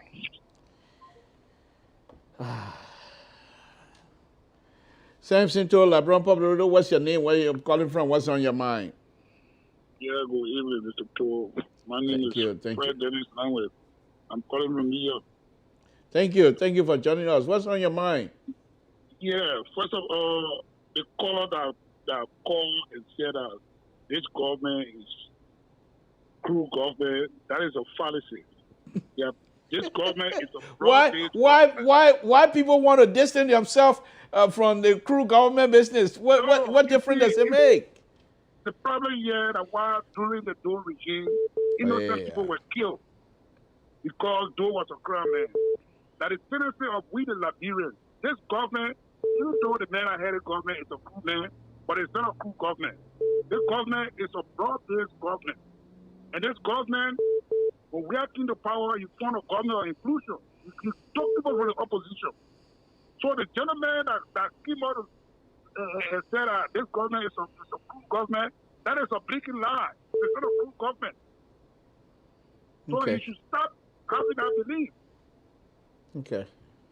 Okay, my brother. I mean, you know. You should talk about the mistake that the government is making. Every one of us that supported the government, we are not happy for what's going on. But George Weah doesn't listen. And I listened to you when you started the program. You said something and it was absolutely right. Coming from an election that the ruling party lost the election. Then you gather from the country and go to honor or invitation for inauguration of two presidents. What benefit would that bring to Liberia? If the president travels, a lot of money is spending.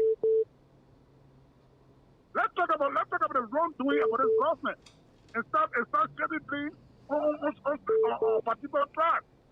This is not a cool government. This is a government of inclusion. That's my contribution. Thank you very much. Thank you. Thank you, my brother. Thank you very much. I know these things are very painful because some of us went through all kinds of stuff where they associate the entire tribe of whatever that is wrong with a government. And I think these are things that we have to try our best to stay away from these kinds of stuff because we're always crying about guilt by the association. I think it's unfair to our crew brothers and sisters because they are very proud people. And this is what I'm telling you again. And I'm not trying to make that self feel good, but you don't play with crew people. Baby, you don't play with them. Oh, you be careful. They never get you from real quick. You be careful. My brother, we just have to laugh. But on a very serious note, these things are very traumatic to our brothers and sisters because they themselves watch the situation we're doing, the Crown people. So please, let's if Dr. Weah is doing something that we're not happy about, let's talk about that. Let's remember he's not a crew president. He's president of the Republic of Liberia. And every policy, why if the policy that we are exposing, if there was something that was good for Liberia, would you say crew government? No. So why if you don't agree with it, why then try to associate that with a specific tribe? Why can't it not be Dr. Weah and CDC-led government? That's it. But anyway, you have the right to say what you want to say, but we're going to do our best here also to try to enlighten all of you. Give me a call, Samson Toll, LeBron Public Radio. We appreciate it. Thank you. Keep calling.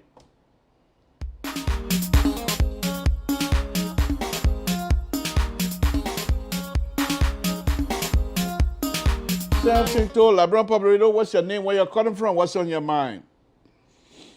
This is Makiri S. Manu calling from Atlanta, Georgia. Oh, thank you. Thank you for joining us. What's on your mind, sir?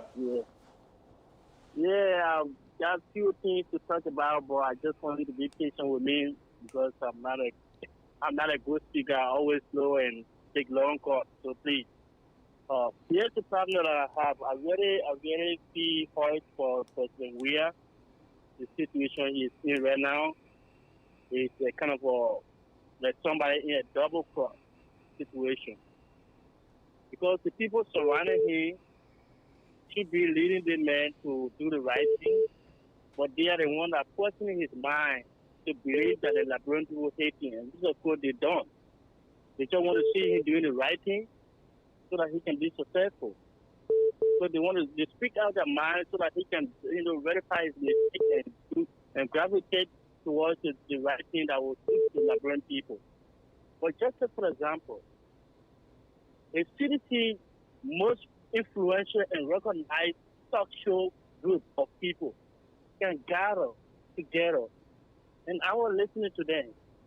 I was shocked with a good topic that they brought us to discuss. They said what the CDC needs to succeed. CDC need to recalibrate, reshuffle, or maybe downsize the administration, or fire some people. So all the things they put in place, they all make sense. But look at what they start discussing. Those are the same people that are putting that man, the person's mind. They started saying that they should target those other partisans that in the government that have a position to be fired. Why you want to say that? They find a Liberty Party group and take them out, and then we must shuffle between the CDC or partisans that are in position. You can't do that. Those people, they been on the team for long. They all been contributing. So if you want to recalibrate in general, but not to put other people aside. Any house that fight against itself cannot stand. Once you start fighting those few people that are in your midst, based on their original party, and you want to put them out, you are creating another big hole for yourself. So if the president, because they were claiming that the president always listens to them, and it doesn't make sense to me, because what they are saying is not right. If you want to recalibrate on a general level, but don't put other people aside because they were affiliated with a certain group of people before, while they are in the government now. And when you want to fire people, don't fire people because they are from other parties. classify them based on competency and their productivity. If you think they are not productive on the job, and you don't feel that they are competent or competent on the job, put them out. But don't say because they're not part of our group. And just imagine, they say with the problem they have before for which they lose the election, they're trying to add more to it. But they were discussing some people in the party that are not cooperating, they're not going by the proper agenda. And we suppose they were talking coalition for something and Democratic, they trying to the two groups that emerged to make it one party. How can you be breaking apart in a fight? You and your friend, you stay with somebody you're fighting, and then you turn it around, putting your man who's already joined you to fight, putting your chair back. Move. How the original man already be in the front. Why you guys wasting time? The man are you fighting? The man already doing what you want to do. So that's what happened to them in the election. But they don't see that they want to create another big or put the game for their own party. So I'm very worried because I really want to see President Weah coming back to real track and seeing the love that the Liberian people have for him. Because when he come back and start doing the right thing, you'll see how much the Liberian people love him. They don't hate him. They're showing the love that they have for him before. But the only way you will see this love is when he's doing the right thing, when he come back. For those people that are around him, that are influencing him, they are the problem. So I'm very worried. I pray that he could come back. We all do. We pray that he will be successful. Thank you. Yeah. Okay. Samson told LeBron Public Radio, what's your name? Samson told LeBron Public Radio, what's your name? Where you're calling from? What's on your mind? Yeah, this is New Jersey. I was calling from New Jersey. Thank you for calling. What's on your mind, sir? Yeah, Mr. Tool, I've been enjoying your show. Thank you. The question that you have, what will the Liberian Senate government system will be? It will be very, very strong, my brother. Very, very strong. You know, God is just wonderful according to you lamenting the name of Jesus Christ and God. I really appreciate it. You see, Vanessa Samuka and Mary Snow, it's a great impact. God brought them in for a reason. Yeah, because John Williams just told the Liberian people that Snow is corrupt. And then they look up on Samuka to how they were accusing him of money laundering, and then he was acquitted. Yeah, I mean, you talk about our city mayor. It's the same thing I've been telling the CPCM co-host that they get in the diaspora. One of them, they are my friend. Some of them, they are my friend. I told one of them, I said, it will be voting for that rebel to take a scholarship. I'm telling you. Or they could have taken him and put him in one of the security apparatus.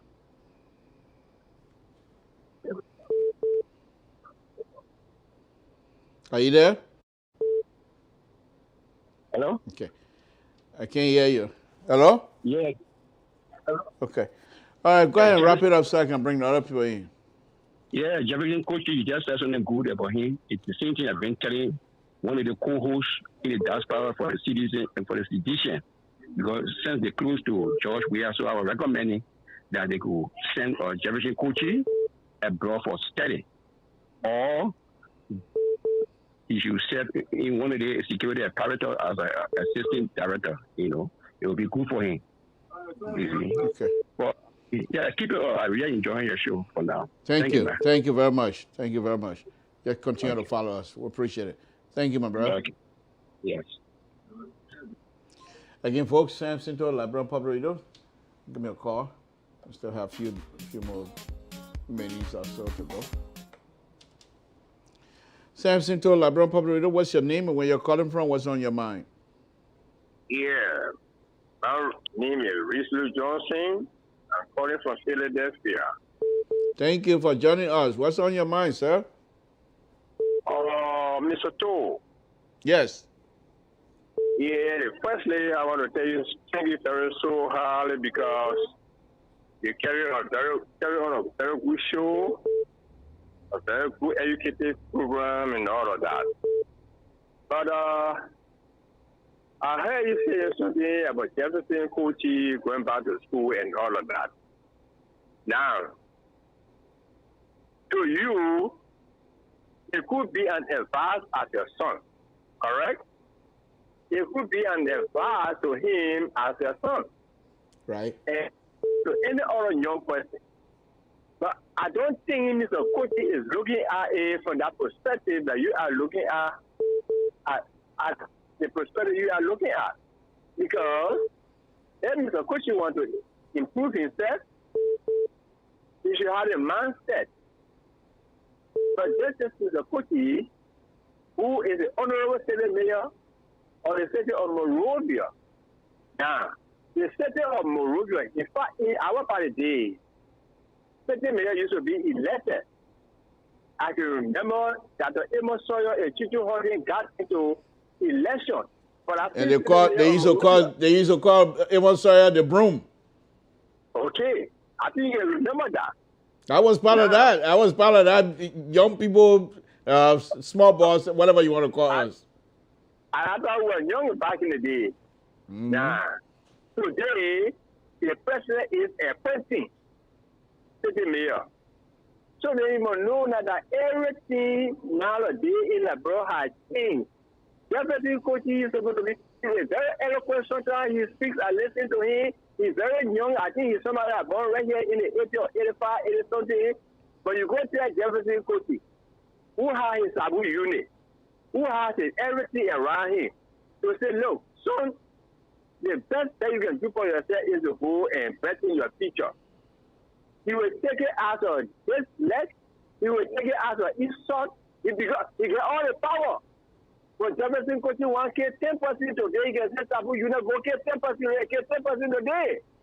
So if he advancing him on a good quest, to say, well, the boy is too young, he just put it maybe in the military or military, so they still need to go and pursue a master or two. He ain't got time for that. Jefferson Coachy can handle $100,000. He can handle $200,000. He can handle how much money you want to handle. If you will listen to it and say, well, they will lead the government that get everybody out of my control in La Dura to go and go steady, you will not want to do it. I don't think Mr. Coachy will want to do that. But if Coachy was somebody who is reasonable enough, you say yes. I say what I'm doing in this country for my age is not correct. And when people and other people, educated people, are advising me to improve myself, I say let me ask the government to give me authority. Nothing is it when the boy Gabriel Q. Nimle, when they hire him, when the PRC hire him, they say, well, you will do our publication for the net. The next morning, when the Minister of Information, the next thing he told the Liberal government was to come to America. Who? Jefferson Coachy is saying, young, he should be in school, be doing a master program. All he should do to tell Mr. Mr. Perez, I think I have said this for some time, I want to go and improve myself. Can the government or Liberal give me authority to do? Tell it? You don't have that man. Incidentally, Gabriel Nimland and I used to be in Ohio together for many years. You see that? You see that something? You see what you're talking? You see what you're talking? That somebody who need to improve themselves. But the only thing here is that Nathan Magiro or Samuel 12, you advance and this papi, I want to do this. Look, I want to see you tomorrow. Tomorrow morning, I want to see that man. Where they had a cover of God in their hand. And so sometimes people say, look at them. And then when they saw example, they just saw example December the 8th. They think the indigenous people of that country are not getting tired of them, that every day will be behind them. Look, do this. The first thing for Mr. Yashua done here is that embrace the opposition that are coming on board, include them into yourself, you all be one. You know, go on that effort together, ask each and every one of you question, man, what do you think we can do for the Liberian people, for the country to be improved? But once Once you are not citizen, you are enemy to the whole government, you are enemy to the state, you are enemy. If you don't take care, you are left as state. And the parents forget to know when you were playing for RE here a few days in the city. When he and Salisa were playing same for Barrow and he was playing the number 14 over there for RE. For 200 days, people you know fight in the street. But all the way we fight, we'll go meet to go away and we'll bring our beer together, my man. Let's forget our stupid thing. But today, no more friendship. The next thing is before even getting coupled with the opposition, we should be doing is to reunify the country. And right. Okay. The security of the people must be protected. The serious first unification second. Then maybe in incorporation and other things. But right now, if you get our own country, all the things are going in there. They're going there. Nobody will find the street. Because that says no more. Nobody wants to say, Samuel, you die to that. Nobody wants to say, Nadama Gay, you die to that. Nobody wants to say, Jefferson Kochi, you die to that. You understand me?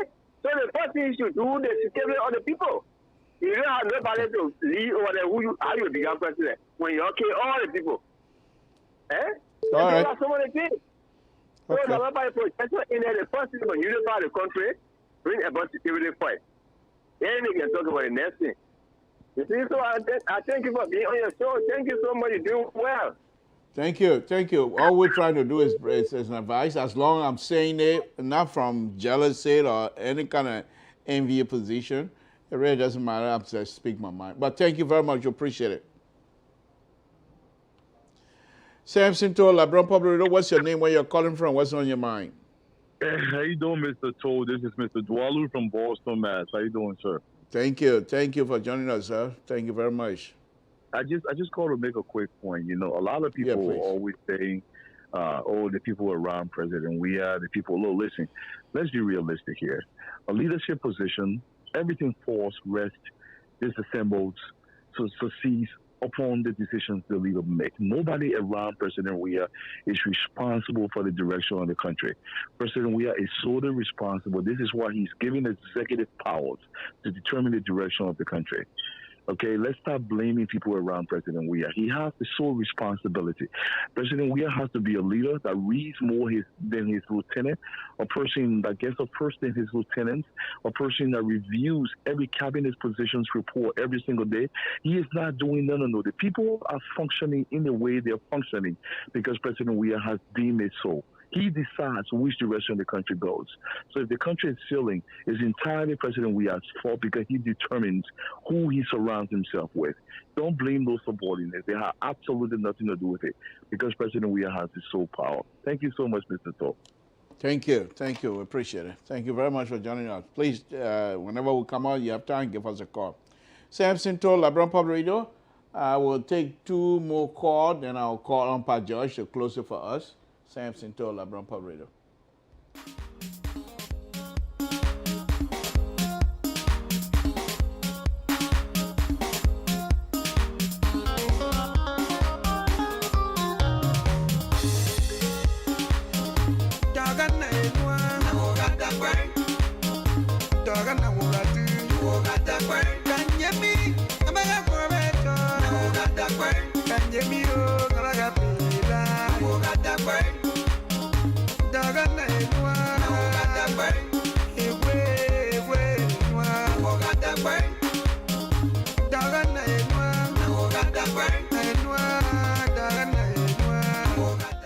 Okay, Pa George, you can go ahead and give us a call. Samson Toll, LeBron Public Radio.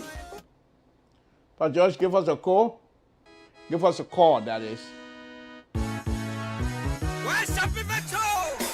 Avec la cheval de Bawa, en featuring toujours Ricky.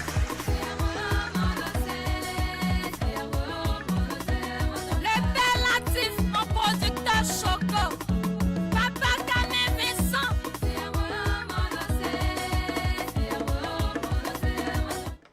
Good evening, Pa George. Thank you very much for calling. Please close it for us. Yeah, Mr. Joe, how you doing? No, not bad. Thank God we're here. Well, let me ask him so the injuries recruit people. Let me make it a little bit broader. The government of President Weah is preliminarily dominated by Southeast enough. Let me help them. You know, people don't want to accept the reality because the thing is now, the government has been. When we talk about government dominated, is when you have one tribe got 6-7% in ministerial position. That's what they're talking about. Okay, they should understand. Who is Wilson Tapper? Who is Patrick Suru? That's a crewman. Who is Eugene Nande, Maritime? That's a crewman. The guy to IRA, that's a crewman. Robert Newton, that's a crewman. NSA, that's a crewman. So, when you do like that, that's why the poor think the government is being dominated by crew people. They can get back. That's a reality. How many cabinet ministers he got from Lofa? One, I think the guy from the foreign ministry. The Gizzy guy. How many cabinet ministers he got from Kitmon? I think he got the minister. That's it. Who from Bomi as minister, 4 ministers? Nobody. Nobody from Bongan as 4 ministers. I think Nima the guy won. So what you expect when they put there, why they don't see reality? If you want for the status, then you're the chairperson. You don't have to bring opposition in. People want now. But I believe there were other tribes who gave up that seat. So let him go and find them. But other than that, when they put there, you don't get mad, the names are there. So let me just leave that subject. But here's the thing again, President Weah is insensitive to the plight of the Liberian people. We continue to make noise about private jet. The president come again, when the North sees down, he takes private jet going to inauguration ceremony. And I said it yesterday, I'm not sure. Why, if the president, if he wanted to go, why do not use a commercial flight that would be cheaper? But you take a private jet to go for inauguration. And who inauguration? The man who had changed his country's constitution by force. Both of them, they had changed the country's constitution by force. Is that a place you want to go for inauguration? But I believe President Weah is in because as far as President Weah got no friend in the region. You don't have a friend. President Weah been in power 3 years. How many of the neighboring countries President had ever came to visit President Weah to get for a working visit for 2 hours? How many did? So apparently maybe he wants to buy friendship. So he wants to go there to show that he loves these people. But people don't care for him. Why? They have not come to the realization. They broke into the inauguration while the program, they start walking out. In the time where the economic situation is so high, why would you take a jet plane to go visit these people to go attend the inauguration program? For what? A private jet at the expense of the Nigerian people. But when we talk, they say we don't let President Weah. But those are some of the things. Those were some of the things that we somehow said it was a referendum on President Weah leadership in the country. People, this idea that people around President Weah got into a bubble, for me, I don't buy it. Because these are common sense you say in a grown up person. Is that right for me to travel? What is the benefit of the travel? What would the Nigerian people get from it? In terms of economic development, what did Nigerian people get back from it? Nothing. They're not getting nothing back. So why travel there? Or you're tired because maybe the election laws were immoral, so you want to get away. But that's why I said this kind of attitude shows that people are insensitive to the plight of the Liberian people. And coming to this election, I just was the whole person where I should face it. Look, the sticking issue here for President Weah is the economy. If that economy doesn't improve, I don't care how many speeches President Weah can give, he will not be re-elected. Because the economy is what we call the bread and butter issue of the people. If someone cannot send a child to school, someone's child comes from school, they can't find food to eat. There's a serious problem there. That is the issue. Every country, the economy is the one that shapes the country. That comes with the policy. So, President Weah, the people can say he should take it to the center.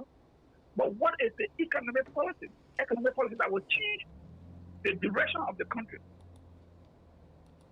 Why they have not put it forward? Put it forward so people can look at it. But there's no economic policy to change the life of the people. And people say he should come to the center. Come to the center with what, man? So come and say, okay, opposition, I agree to work with you people. Yeah, but what you putting forward to work with? And now because it will be more difficult for President Weah. Because he personally already took out the scrutinize it. And if the opportunity majority say, hey, Mr. President, this one, you got to move it because we see that it's not in the people's interest, what will he do? I don't think the opposition will be there to obstruct every possibility that President Weah wants to do. I don't think so. And it is not what the people gave them. That is not the mandate of the people. To be an obstacle, they are given mandate to go there to help to shift the country to move forward. So a person we are put forward legitimate things with him. But the question that I'm asking, what will they do with this economy? How can they turn this economy around?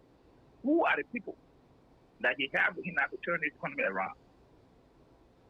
I mean, all the other people talking, or the person who moved to the center, yes, but he is the one that got this shit.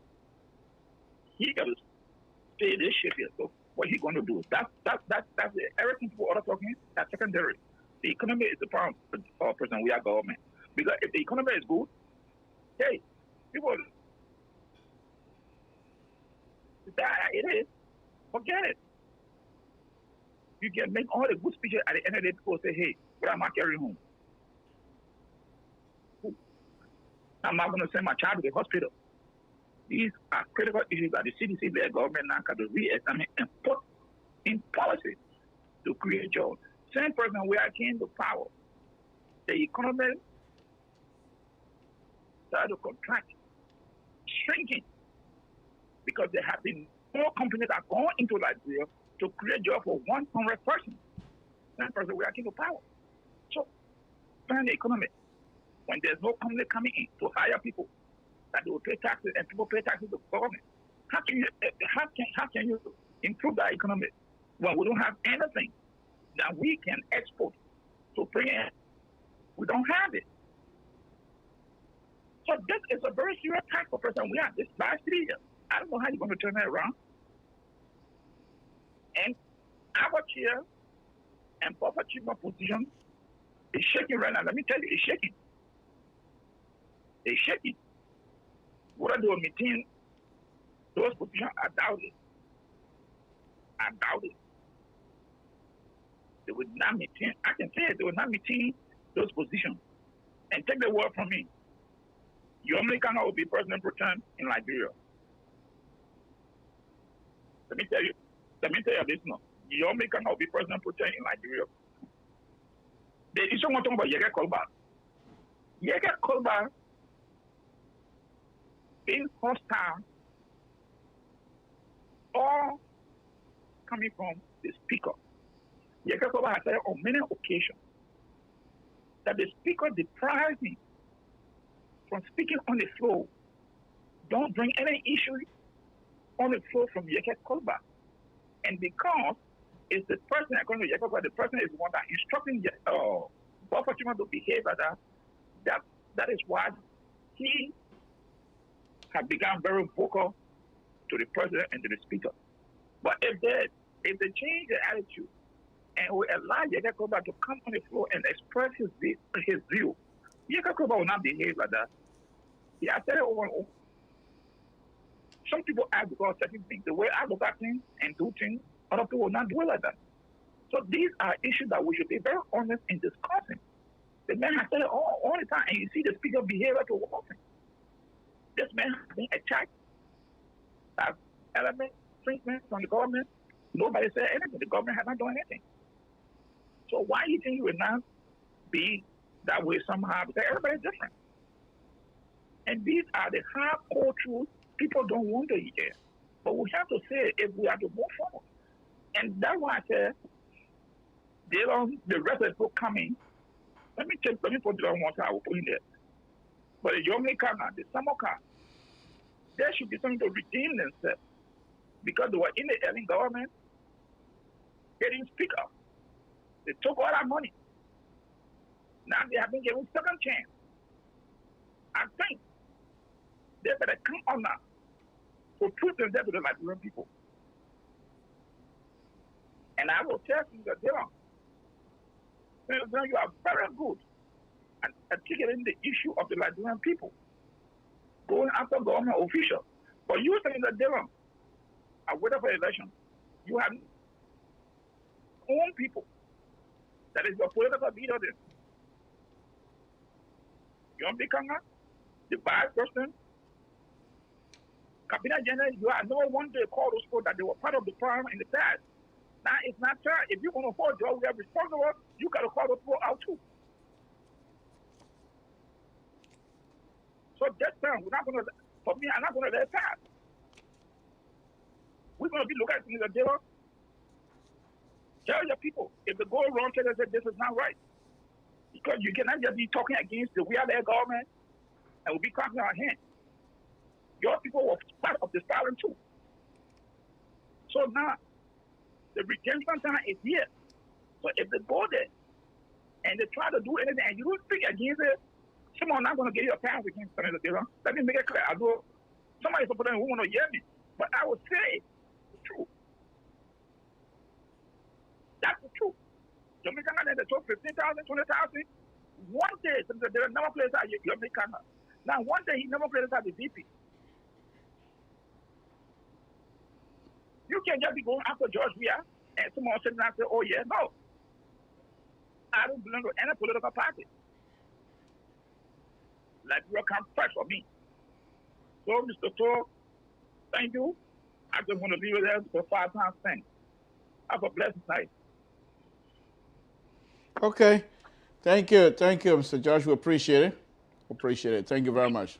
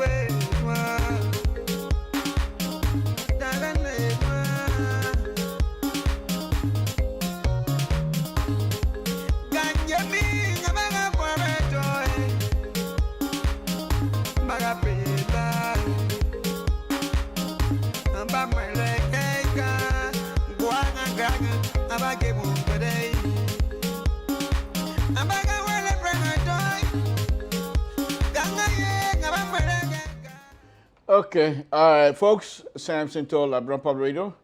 I want to thank all of you again for joining us this evening. It's been a wonderful program. I mean, I'm so happy tonight to be joined by a good friend, childhood friend. We have not seen each other for almost 40 some more years.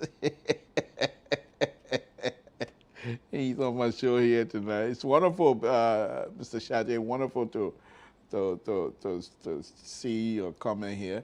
I'm very happy that you're joining us. I know it's late in Liberia, but for you to be up, I'm happy. I've been seeing a lot of your kids. I'm saying, okay, Jackson, Shate, have kids. But it's good to hear from you. Good to see you on my show. Thank you very much. We appreciate it, my brother. Stay safe out there. Okay, folks, let me bring this talk about in here. We say thank you, guys. Thank you. We appreciate it. Good evening again, Samson to Mr. President. Good evening as well. What we're doing here is not so much to degrade or just criticize. I know that when I speak, whatever it is that I'm speaking on, it's not from a position of envious of any of the kinds of stuff. I don't know you, you don't know me. I only know of you. But the fact that you, the President of the Republic of Liberia, you are the father of the nation. I must do what I can to respect you. If I'm going to say something that perhaps may deem criticism, have to be done with respect, no question asked. What I'm saying here, sir, is that Liberia, the country that you helped to put on the international map, we have people like Santa Maria that used to play football. Liberia was not well known until you came. And by you showcasing your talents to the international community, Liberia was put on the map.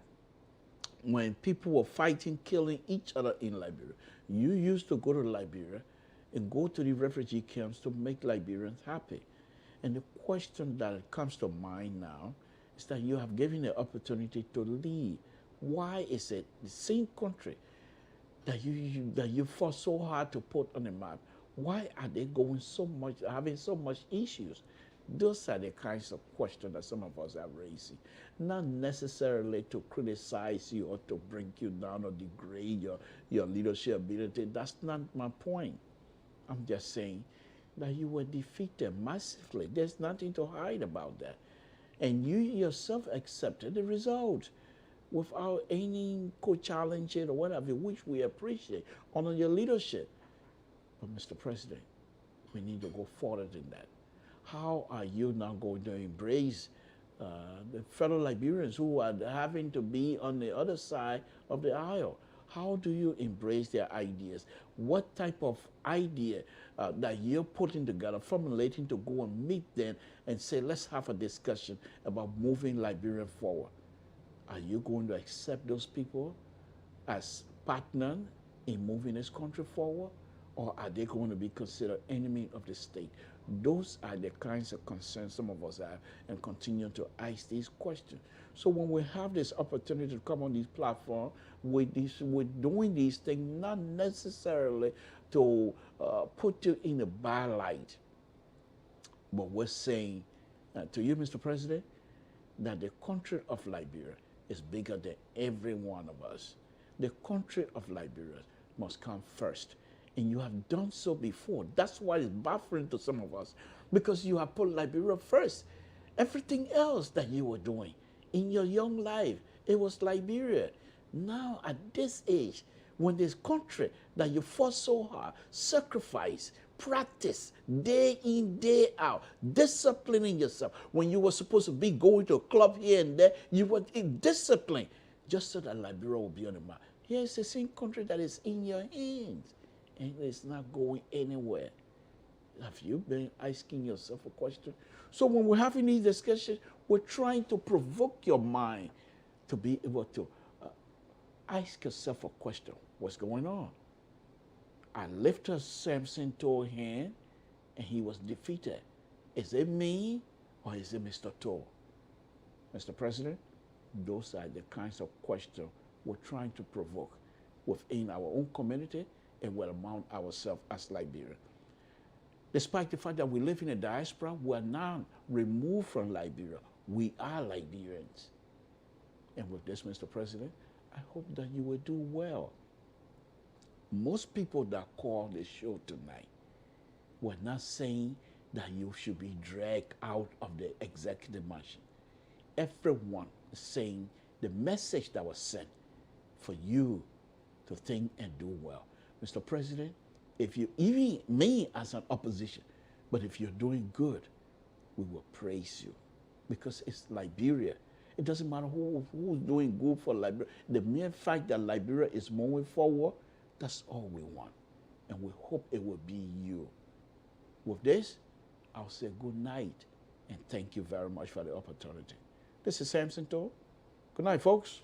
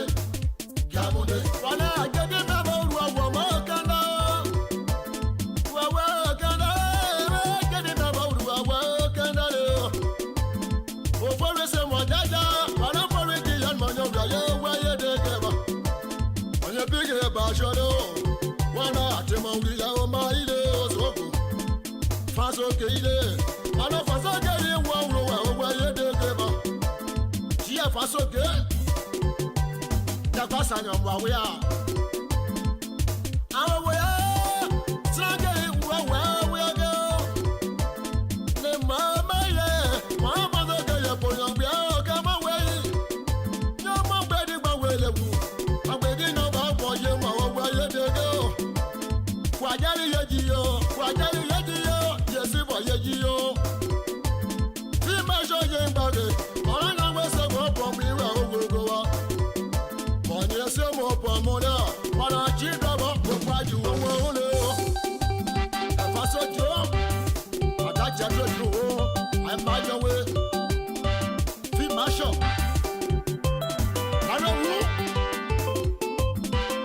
okay. No, that's around the mama. No, papa, no play yet. The queen of the black.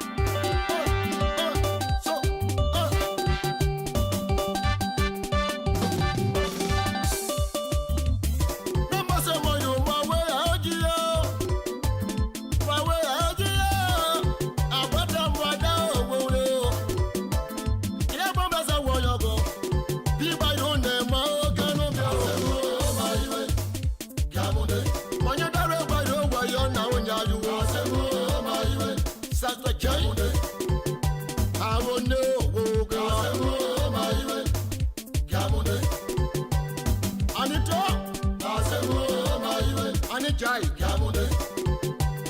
Ada ase point. No we banyo.